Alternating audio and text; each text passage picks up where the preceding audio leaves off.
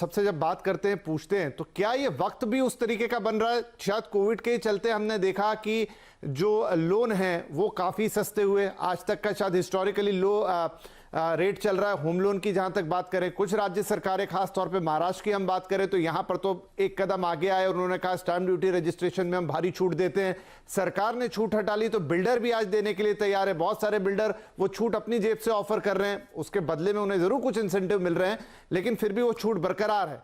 और साथ में सबसे बड़ी बात कि शायद बिल्डर्स को भी पैसों की जरूरत है इस समय बहुत ज्यादा, क्योंकि उनका भी बिजनेस उतने ही मुश्किलों से गुजरा है। उसके अलग अलग कारण हो सकते हैं, कभी लेबर नहीं, कभी कुछ नहीं, थोड़ी सी चीजें भी महंगी हुई, तो उन्होंने भी अपने भाव को काफी हद तक रियलिस्टिक बनाया। क्या ये 2-3 पॉइंट हैं जिसकी वजह से ये टर्न अराउंड या ये चर्निंग हम मार्केट में देख रहे हैं, या कुछ और वजह भी आपको लगती है?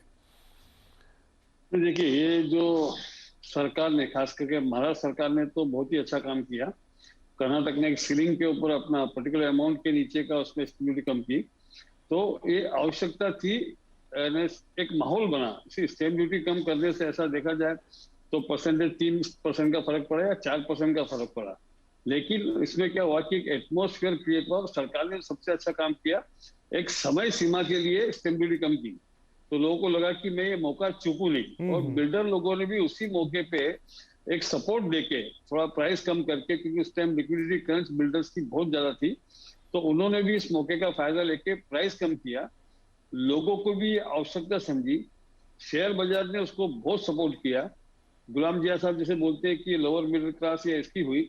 मेरा जो खुद का सर्वे है कि जो हम ये लोअर पेल वर्ली एरिया जो मुंबई का सबसे हाई एंड और सबसे हाई एक्सपेंसिव रहता है, जब जनरली हम 2 साल पहले गुलाम जिया साहब, पंकज जी, हम सब आपस में बैठते थे, तभी ये लगता था कि इस एरिया में इतना माल है कि 15-17 साल लगेंगे पूरा बिकने को।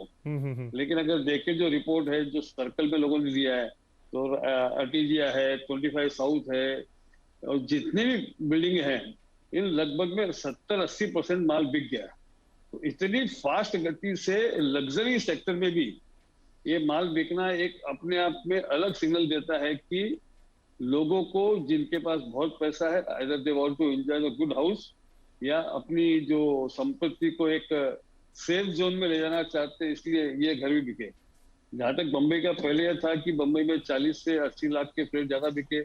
रिसेंटली जो सर्वे आ रहा है उसमें आ रहा है कि 80 लाख से 1.25 करोड़ के जो फ्लैट है वो ज्यादा बिक रहे हैं। तो हर आप देखेंगे हर क्वार्टर में ये सेगमेंट भी चेंज हो रहा है, तरीका भी चेंज हो रहा है, हर तरह के लोगों की डिमांड आ रही है ना।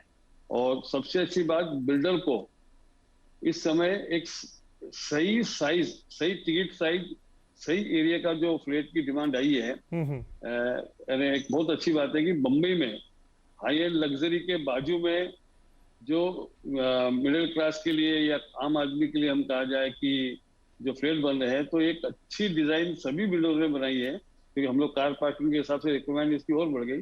तो 405 फुट कारपेट में 1 रूम किचन और 585 से 605 स्क्वायर फीट के बीच में 2 रूम किचन, क्योंकि अभी रिक्वायरमेंट क्या स्क्वायर फीट रूम की भी हो गई है, बिल्कुल प्राइवेसी के हिसाब से बोलिए रिक्वायरमेंट। तो ये जो टिकट साइज अचानक समझ में आ गया। अब टिकट साइज फ्लैट की आप देखिए, कहाँ 1200 फुट में 2 रूम किचन से लेके लोग 600 फुट में आ गए। तो ये जो एक बदलाव, और उसके बाद प्राइस भी ठीक है, तो आपकी बजट में आ गया। बजट रिक्वायरमेंट, आपकी रूम की रिक्वायरमेंट भी एक पूरी होती है, वो एक दिखने में नजर आ रहा है। नहीं, बिल्कुल ये कि सब लोगों ने वक्त के हिसाब से खुद को बदला। मतलब शायद कोविड ने ये रोल प्ले किया कि उसने सारे लोगों को थोड़ा रियलिस्टिक बना दिया, चाहे घर बनाने वाले रहे हों, चाहे घर खरीदने वाले रहे हों, और यही रहा कि सबकी जरूरतें आपस में मैच कर गई, और फिर हम देख रहे हैं कि एक साइकिल चल निकली। गुलाम साहब, एक फैक्टर जो आपसे समझना चाहूंगा वो ये कि हमने 1-1.5 साल पहले जब बात की, आप ही के साथ, मुझे याद है, शो कर रहा था, और वो था commercial real estate, office buildings, जो कि हिस्टोरिक साल था 2019 का, जहां पर जबरदस्त सेल हो रहे थे। और हम मानते हैं कि डायरेक्टली प्रोपोर्शनल रहता है कि उसका इंपैक्ट आता है बाद में आपके रेजिडेंशियल पर। लेकिन क्या आपको लगता है यहां एक डीकपलिंग हो गई, क्योंकि कोविड ने वर्क फ्रॉम होम स्टार्ट करवा दिया? डेफिनेटली जिस तरीके से कमर्शियल पूरा जा रहा था या ऑफिस जा रहा था वो तो रुक गया, लेकिन फिर भी रेजिडेंस चला। तो ये डीकपलिंग पहले शायद कभी ना थी, लेकिन यहां एकदम साफ दिख रही है। आप इसे कैसे देखेंगे? आपने बहुत ही खूबसूरती से इस बात को समझाया है, जो डीकपलिंग का एस्पेक्ट है कि एक दूसरे से जो अलहदा होना दोनों सेक्टर्स को, रेसिडेंशियल और ऑफिस को, ये बखूबी देखा गया पिछले पिछले 1.5 साल में कोविड के दौरान। और उसका श्रेय ऑब्वियसली जाता है सीधे सीधे कोविड रिलेटेड जो नया एनवायरनमेंट बना, उसका उस पर सारा सहरा बनना जरूरी है। लेकिन ये भी है कि ऑफिस के डिमांड, आपने जो बताया 2019 जो एक रिकॉर्ड ब्रेकिंग साल रहा है इंडिया भारत की हिस्ट्री में ऑफिस स्पेस के कंजम्पशन को लेके, तकरीबन 60 मिलियन स्क्वायर फीट का नया ऑफिस स्पेस अब्जॉर्प्शन एक साल में जो हमने 2019 में देखा था, उस तरह का जो एक्साइटमेंट है, जाहिर सी बात है कोविड की वजह से और वर्क फ्रॉम होम की वजह से उस पर बहुत जबरदस्त इम्पैक्ट आया है।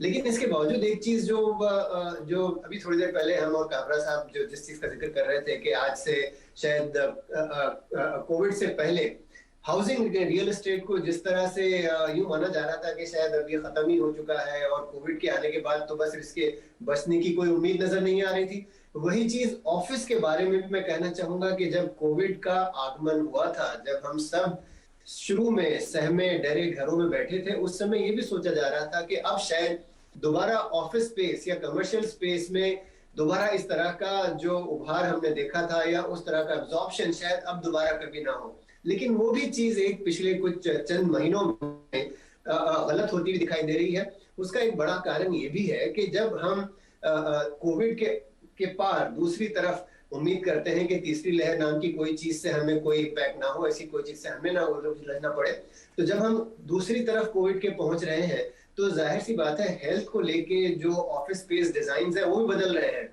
जो किसी जमाने में मुंबई में इंडिया में 100 स्क्वायर फीट पर पर्सन के हिसाब से ऑफिस डिजाइन किए जाते थे, वो तकरीबन 50 तक आ गए थे कोविड से पहले। अब वो दोबारा 100 स्क्वायर फीट पर पर्सन के हिसाब से ऑफिस डिजाइन होता हुआ दिखाई दे रहा है, जिसका मतलब ये है कि अगर आपको 100 लोगों को अकोमोडेट करना है तो कोविड से पहले अगर आपने जितनी स्पेस लेनी थी उससे अब डबल लगेगी, क्योंकि आपको उसी हिसाब से distancing, social distancing, health care requirement वगैरह वो सारी चीजें गौर करनी पड़ेंगी।